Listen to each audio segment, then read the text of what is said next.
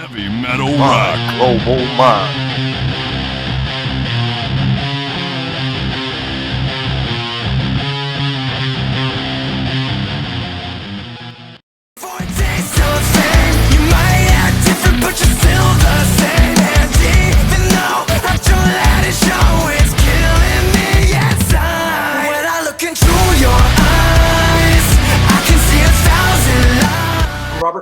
And today on My Global Mind, we're going to be speaking with Bryan of Fame on Fire for their new CD, Welcome to Chaos, coming out July 22nd. Welcome, another outstanding CD. Congratulations.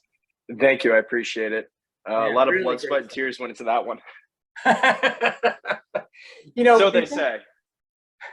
Before we get into the new CD, we spoke when Levels was released back in 2021. A super strong debut CD, which happened to come out during the pandemic. Did you guys ever get a chance to tour for that? Nope, never did. Yeah, we kind of did, like briefly, because we went out in late September, or we went out in September of 2021. So the album dropped in 2020. We went out in 2020. Yeah, we I think we spoke in 2021, but okay. Yeah, so the album was out for a year, and then we went out with Ice Nine Kills, and we never got to do any sort of headlining tour or any sort of tour that was just really us for that album. So, wow, that's crazy. Yeah, looking back, you released such a great album. Would you have taken that strategy again if it ever happened, or would you just wait it out and release till there was a better time? I think that for right now, since it was our first album, and we just needed to get it out because we were already ready for album 2. It depends on where we were, because if Welcome to Chaos was done and we were like, okay, let's start writing for the second or the third album now, right? And let's say we were still in a pandemic, right?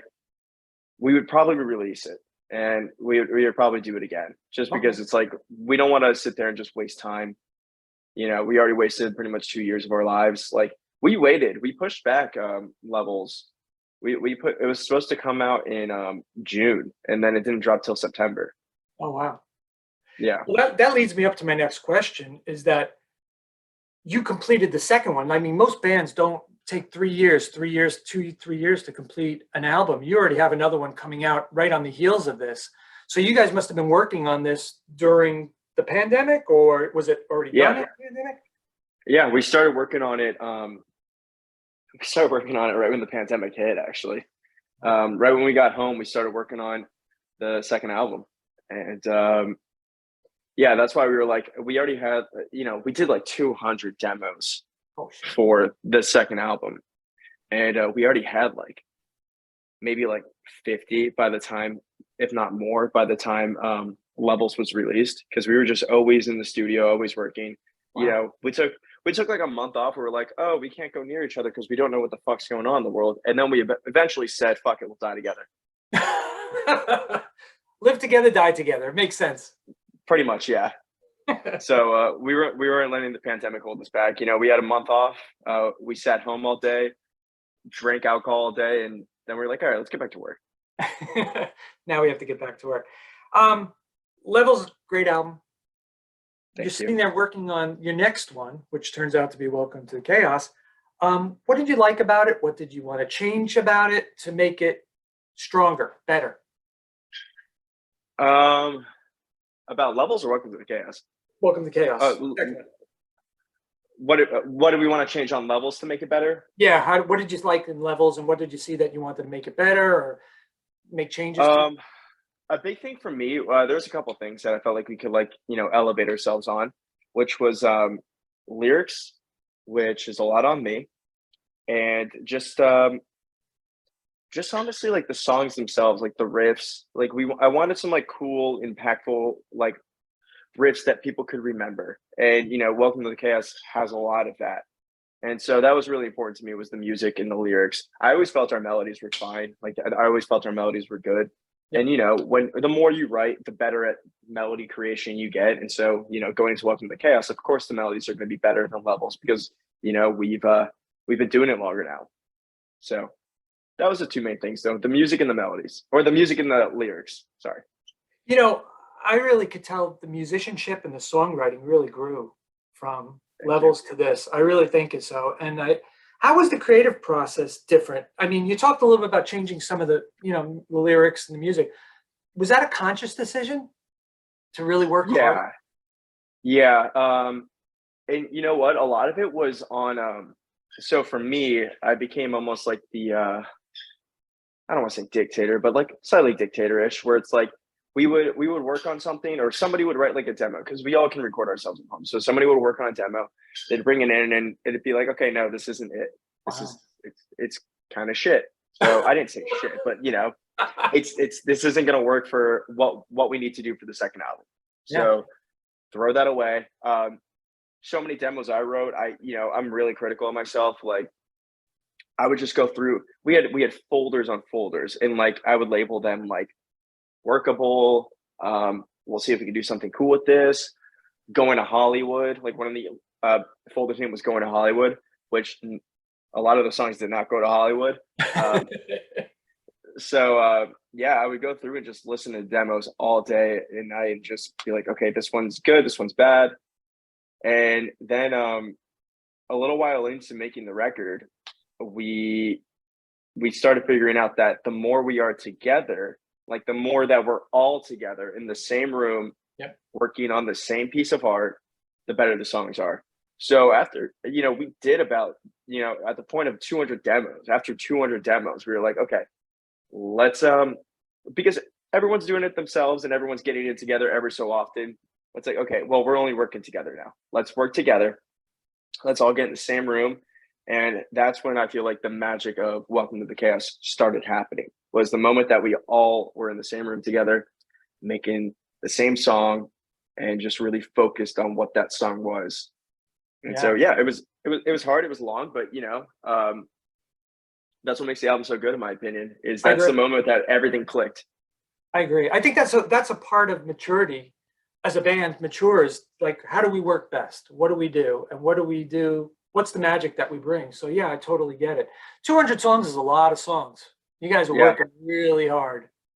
Yeah, we have writing problems. So that's the thing. It's like right now we're still, we're Welcome to Chaos. We finished up with it a few months ago, but we're still writing. But we're not writing for to have a fame song. We're writing almost just to keep the pencil sharp. So when we're in the room together, we're all able to contribute to the same song. Oh, that's great too. Yeah. Because ultimately, at the end of the day, you have to sing over it. You have to create the melody. You have to write the lyrics. So if something is not going to work for you, and clearly, I guess the band will also know what you like and what you don't like when you're all sitting in a room. Oh yeah, yeah. They the band's got it down. I have talked to Blake about it before, where he's just like, okay, well, you were kind of like crazy during Welcome to the Chaos, and I was like, yeah, I know. But he goes, do you want to talk about this? I said, look, here's the deal, man. I was crazy, but we got the album that we wanted because I was that way. Yeah.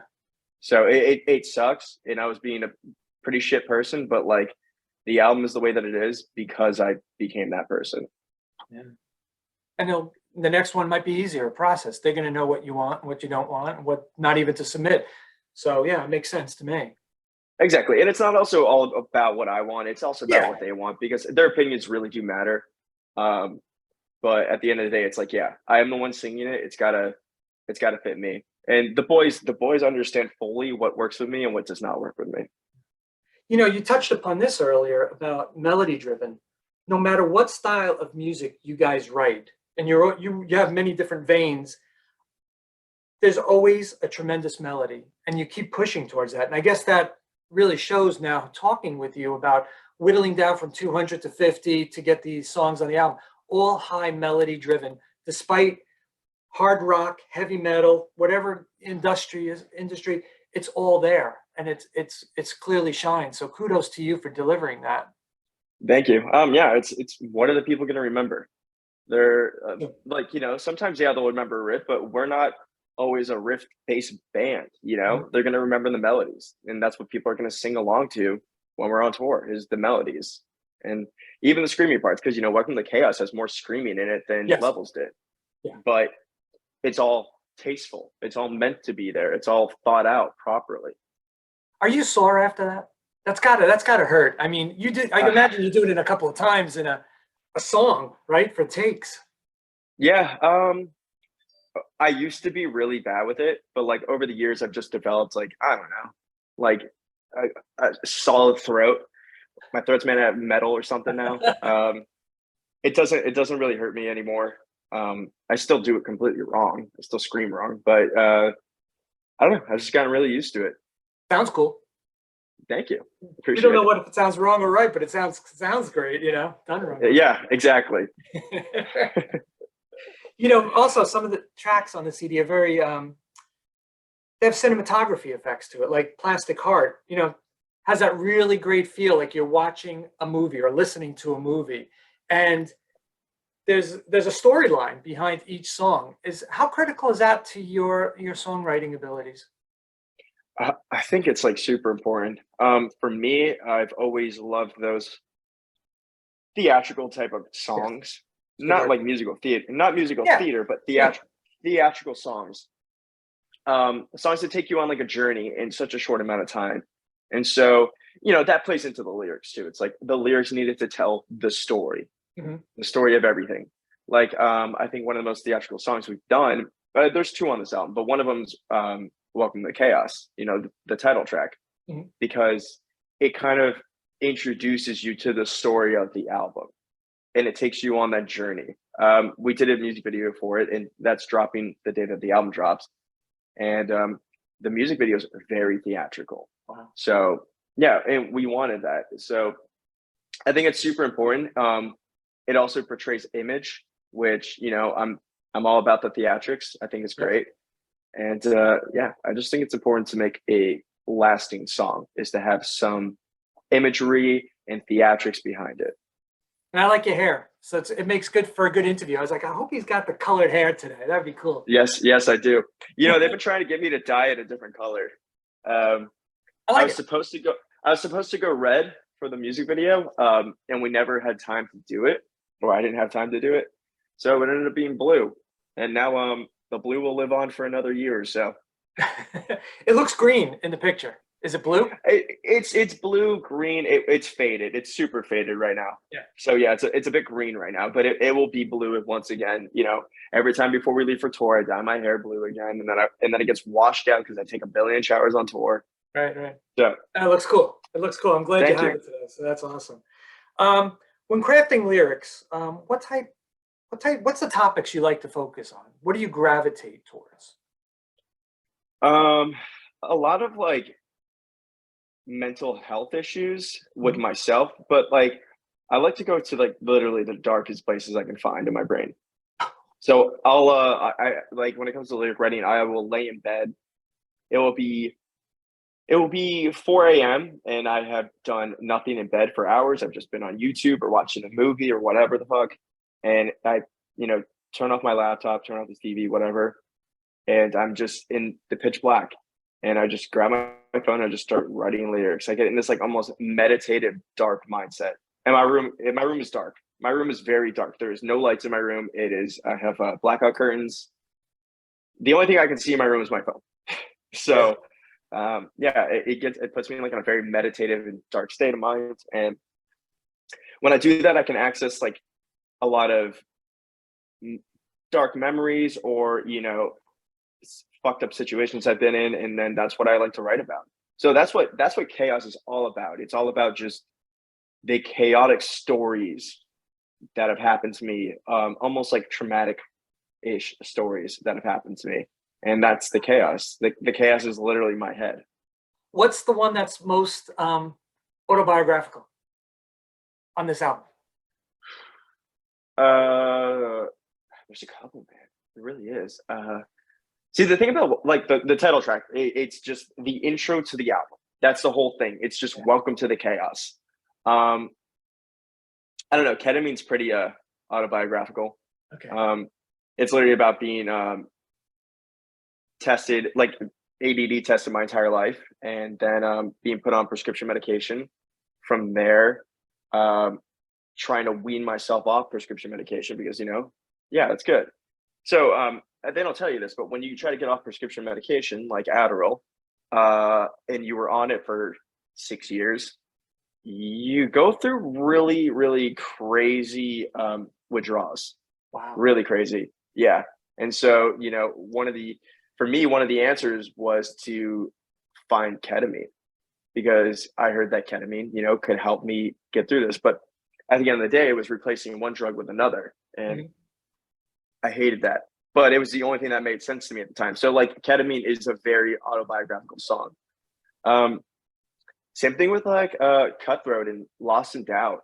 Lost in Doubt's a big one. Lost in Doubt's just about being told no, being told none of this shit's possible. And, I got told that almost every single day, not by my parents, luckily, but everybody else. So there was a lot of no's in my life. It's just all related, and then there's a song like Signs that's not about me. It's about our bass player, but I wrote it through his perspective.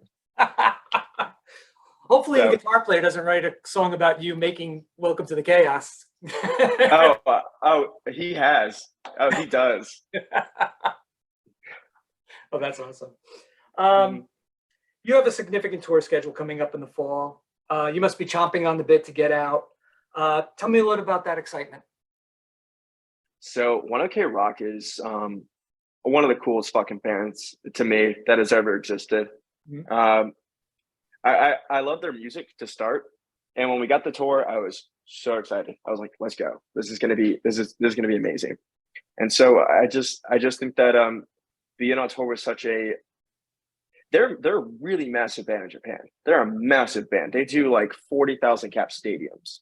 Wow. Now, it's hard to get that overseas because, coming to America, but we're going to be doing some pretty big venues, and I'm just really excited to meet the fans of theirs and get new fans and watch their set every single night and become best friends with Taka, the singer. I'm going to tell him, "Hey, Taka, I'm thinking about getting like some Japanese haiku or what are they called, kanji, on my neck. Whatever you want me to get, I'll go get it." So, so just get some get a Japanese style tattoo on my neck.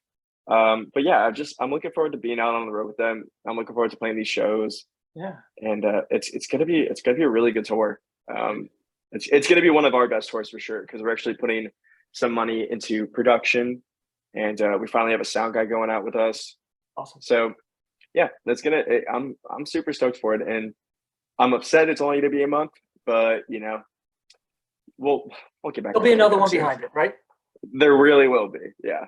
Good. I would imagine now you got two great albums. You got the new one, you got Levels. Great stuff to choose from, right? Full set. Yep. No covers, right? I would imagine no covers at this point. We are going to, we haven't done a cover in a while, or we haven't played covers in a while, but we've always played Numb by Linkin Park. And I don't remember if I built a new set. I don't remember if we're playing Numb or not, but if we're not, that would make sense. I don't know. It's always a crowd pleaser. People that don't know us or could give two shits, because, being the opening band, you're going to get the guy that is literally ignoring you. And it's just like, why are you here right now, man? Yeah. You could have came 30 minutes later. But that's awesome. Whatever. Yeah, there's a lot of those. But it's like the moment we play Numb and people hear a song that they know and they hear me singing Chester's parts, they go, "Oh shit, these guys are good." Yeah. So, and a lot of people have come up to us because of Numb. So, we're out here trying to build an audience. We're trying to get new fans. So it's like, yeah, we're probably going to play Numb. It just makes sense for us. But totally. Yeah, fitting. We only have a 30-minute set on this tour, so fitting all the songs that we want to fit in it's hard, right? Because the album's going to be out. I want to play the entire album. Yeah. So it's like, by this point, we've had to like scrap Lost in Doubt, which is a single, because we have other singles that we need to play in its place. Yeah. It's a good testing ground too. What works, what doesn't work, what resonates with the fans, what resonates with that guy who, like you said, Numb. Why'd you come 30 minutes earlier to, get into it a little bit, Yeah, no, exactly. That's the big thing. It's just out there. We're out there trying to get fans, and we're trying to make people listen to our music. Right. That's it. Well, listen, it was so nice speaking with you today, and I want to be respectful to your time. The CD's great, and I hope to see you guys when you come to Hammerstein in New York City. So, Awesome. Thank you, Rob. I really appreciate it. Thank you, Bryan. It's always a pleasure speaking with you. It's nice to speak virtually. The last time we spoke was, just on a phone call, so this is great. That makes sense. Okay. Yeah, and hopefully we'll do it again soon. Definitely. Take it easy. Thank you so much. Thank you, Rob. Appreciate it. Bye-bye. Heavy metal rock. Global Mind.